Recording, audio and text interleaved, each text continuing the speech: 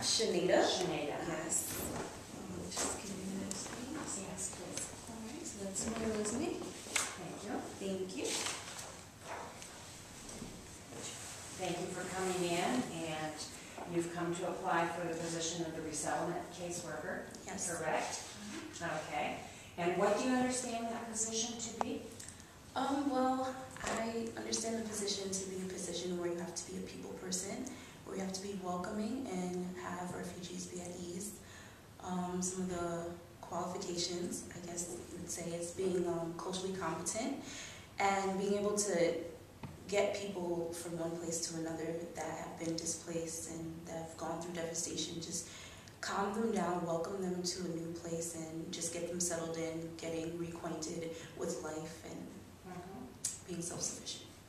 One of the responsibilities that how we have described it is we've called it to be a cultural broker. Yes. And what does that mean to you?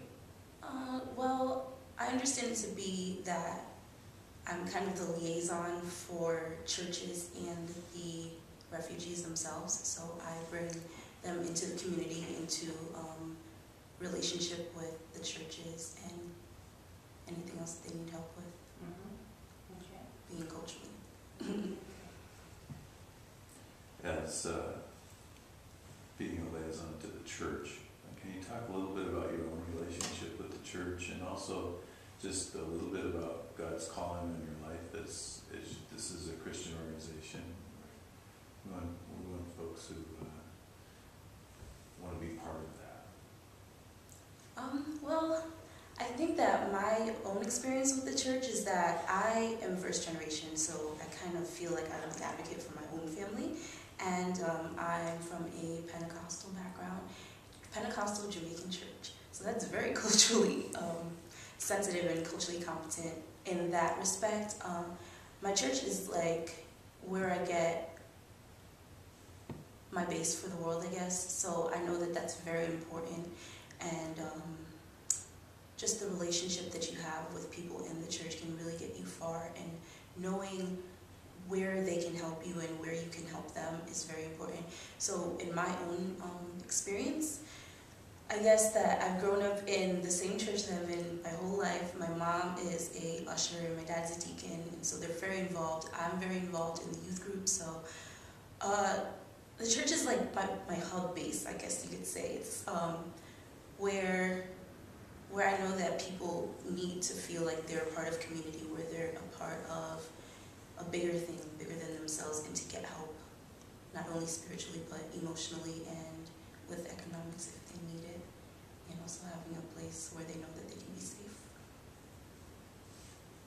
You've had overseas experience, correct? Yes. Can you talk about what you have learned in those experiences that you would bring to this position?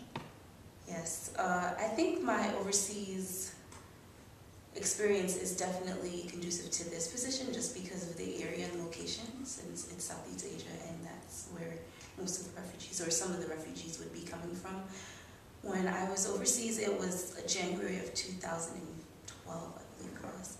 And it was such a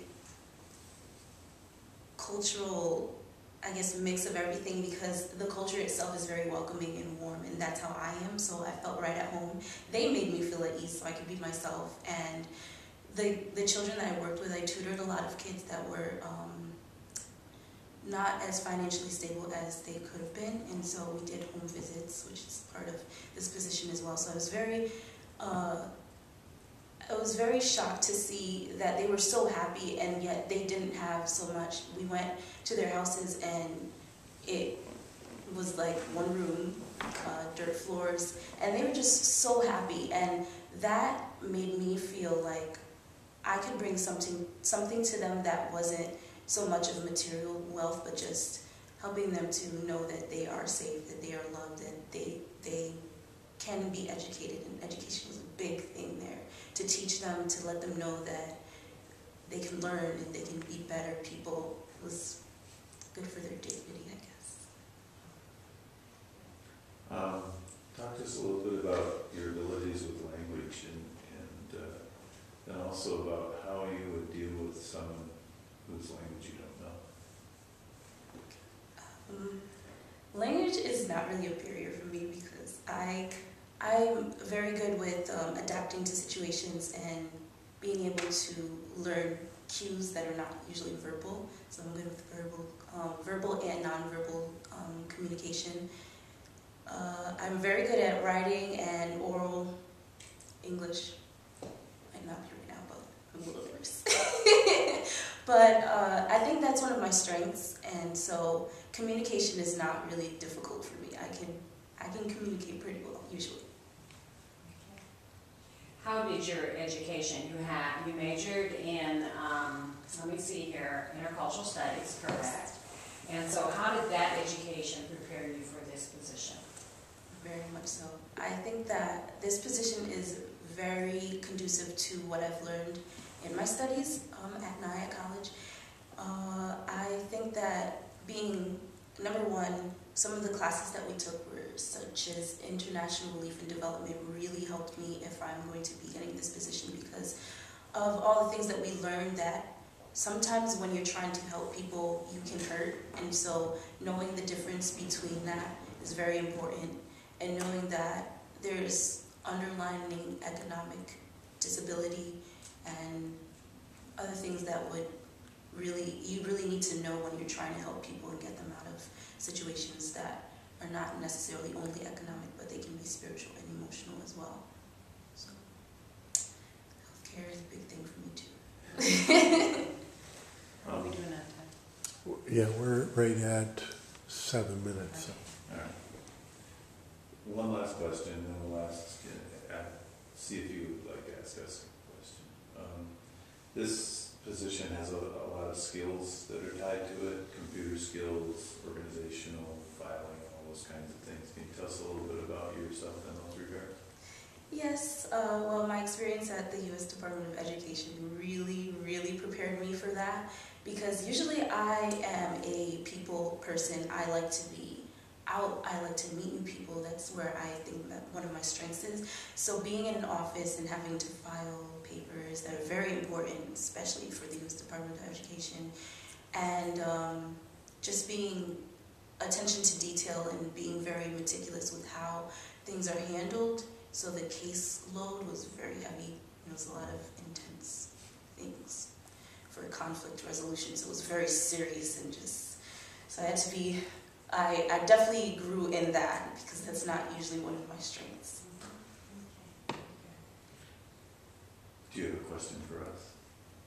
Well, this organization, I really like it, that it's faith-based organization, and I like that even throughout the years there's been progress. So I would like to know how this organization is different from other organizations with their member care and with how they let other employees interact with the refugees on a relationship basis. Your responsibility as a resettlement caseworker would put you out in the front. You know, you'd be the front person with the refugees. The staff, support staff, office staff, other individuals in the organization really as the support people, they interact as needed, or they may give support for one piece of it. It may be the financial support and handling the finances or the government grants or things like that.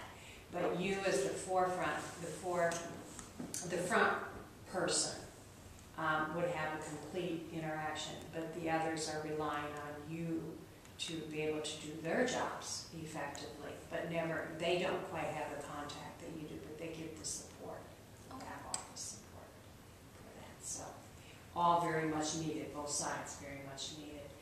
You said about the member care, as you would progress through the interview process, at some point we would be able to explain the company benefits and so on, or the organizational benefits, but we do take the care of the employee. That is a high focus for us. We do provide the medical care, which also involves some mental health care, the wellness piece of it. Of course, we encourage our employees to belong to fitness centers. We will reimburse as you pay those memberships. We'll reimburse up to a certain number. And just very much aware of the needs of our employees, because if they're healthy, then we're a healthy organization. So it is a high priority and high focus for us. It's nice to meet you. Nice to meet you too. Thank you.